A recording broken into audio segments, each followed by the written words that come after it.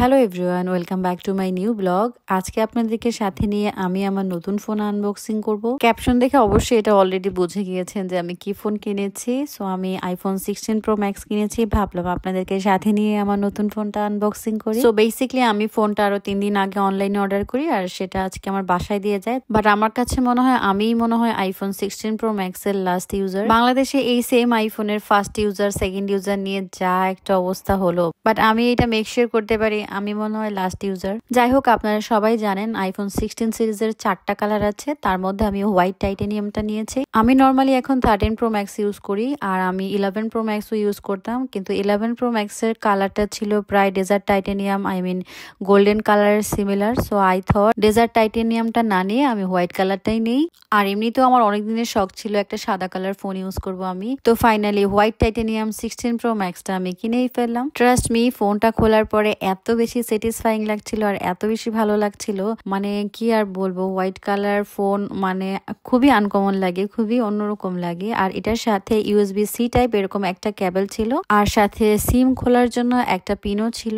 এত লক্ষ লক্ষ টাকা ফোনের দাম রাখে, বাট একটা ফুল প্রপার অ্যাডাপ্টার দেয় না আইফোন, কি আর বলবো। আইফোন 16 সিরিজ বের হওয়ার 3 মাস পর আমি ফোনটা কিনেছি, তাই বলে যে প্রথম যেই প্রাইস ছিল তার থেকে এখন একটুও কমে কিনেছি তা কিন্তু নয়। প্রথমে যেই প্রাইস ছিল এখনো সেম প্রাইসেই কিনেছি, বাট কেন যে লেট করে কিনেছি আমি সেটাও জানি না।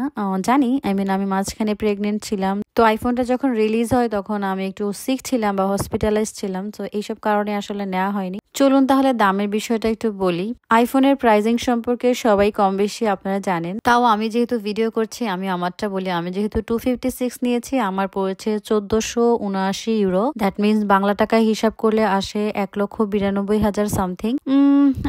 It's quite expensive by the way. আমি কিন্তু আইফোনের সবগুলো সিরিজ কিনি না।